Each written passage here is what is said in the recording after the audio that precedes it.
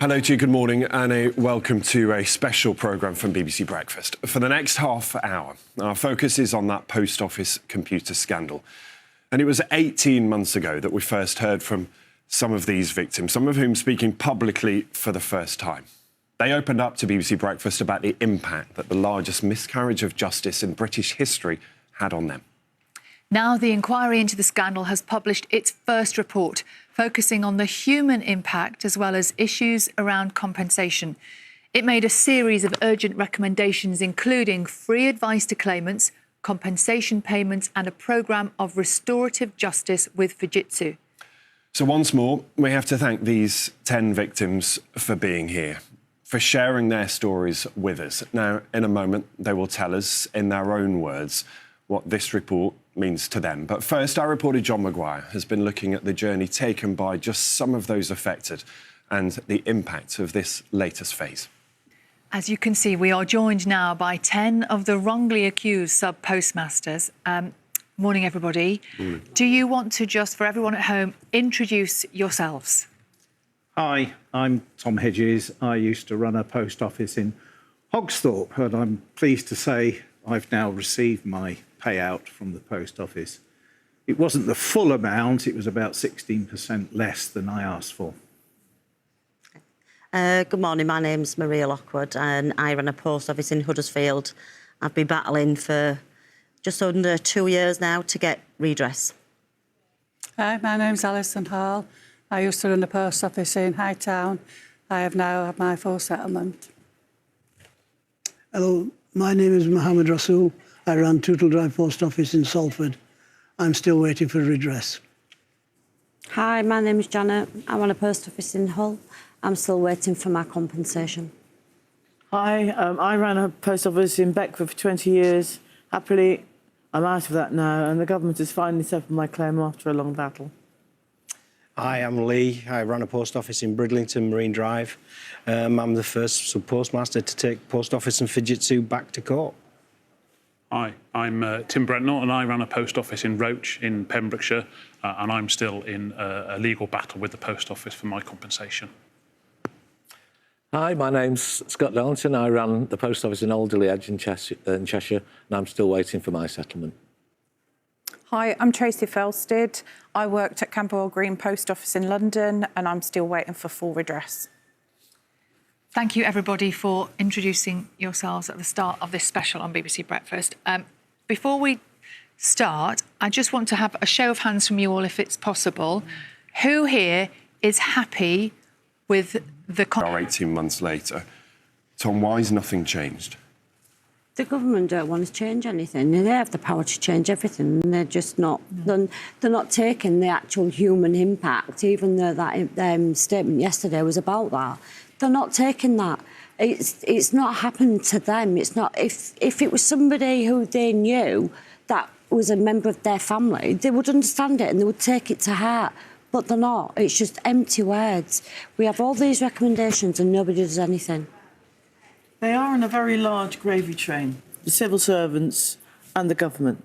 And yes, they've settled my claim, but believe me, it was a battle and a half. And you should not be in the position where you have to battle for basic redress on money that the government and the post office has stolen from us. And it's effectively theft. And they need to actually have a very large clear out of what they're doing, because they clearly are incompetent to the core. And Swin, his report yesterday, I do believe will have consequences, big consequences. So they might as well start to get their act together now and actually do the job of paying 555, clearing full and fair. Yeah, but there's quite a number of us who are part of that 555, and we are also in a different scheme. I know. And which is now being overtaken by the government. But they need to sort out the people that suffered with prison sentences, and all the rest of it before the larger group, and they seem to But be just... the ones that have got the biggest cases are the ones that have been dragged behind. I know, but they shouldn't be in a position where they can't deal with it, and they're clearly I don't incompetent. think you can segregate people. You can't say, well, your case isn't worth as much as that case, because that's not how it goes. Individually, we are all individual, and each one of our cases are unique. Yeah, and that's the point. I mean, yesterday, so many recommendations, as you touched on there, Sally, that, things may change, and the recommendations about what needs to be done. Maybe I'll bring it over this side. Fighting every single point, and that's not a fair place for victims to be. We deserve to be treated like victims and brought through this process without having to be re-victimised. But that's not what's happening, because we've got legal teams hammer and nail, because our legal teams want to do the absolute utmost and best for us, which is fantastic. But the other side also want to drag everything down and down and down in order to get the best outcome for what they see. And they're being incentivised for that. There's emails now being shown from HSF and various other companies that have been involved in the legal battles that have been bonused up to 15% of their income based on what settlements they get.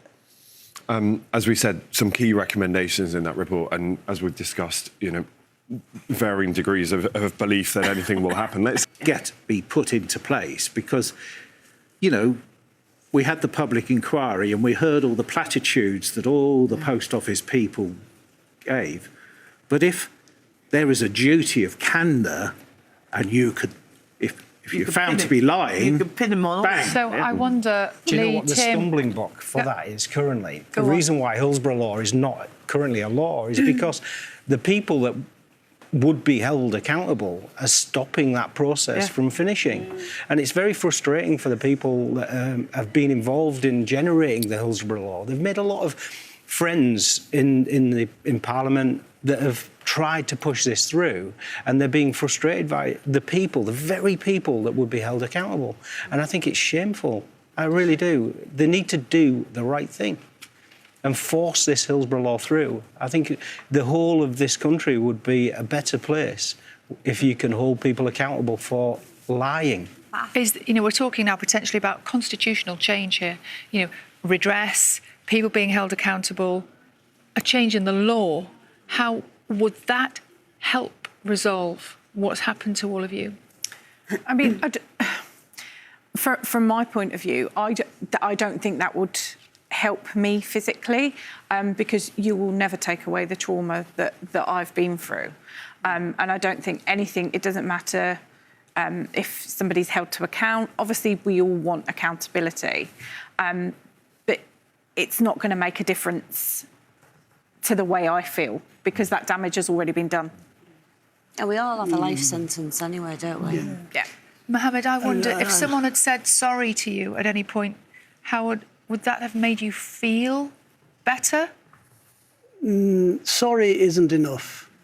What needs to be done, and I think one of my colleagues previously mentioned it, is that at the offices that we ran, a poster going up saying, these people have been wrongly convicted and we are sorry. A printed sheet in the windows of the post offices where we used to run the post offices. I just need to do this. I'm finding it difficult to remember as before, but this isn't about sub-postmasters who are a particular lot, a very particular lot. It's about what our country does when things go catastrophically wrong. Of you here and ask him what he can deliver for you to make this better. Just stop being cruel to people, stop playing with people's lives. Everyone on this sofa have suffered enough, and there's thousands like us, and just, end it. You can end it. Yeah. So, Sally, you say he's not watching, but... Ask the MPs to see their constituents, to discuss this and get it sorted out. Because, we're all getting old and decrepit, and your time in office is dependent, frankly, on how you sort this one out. And get your act together. 17th of April last year, we met with Keir Starmer when we went to was she, and he made promises that if he got into power, he would make sure that this was dealt with. He's lied.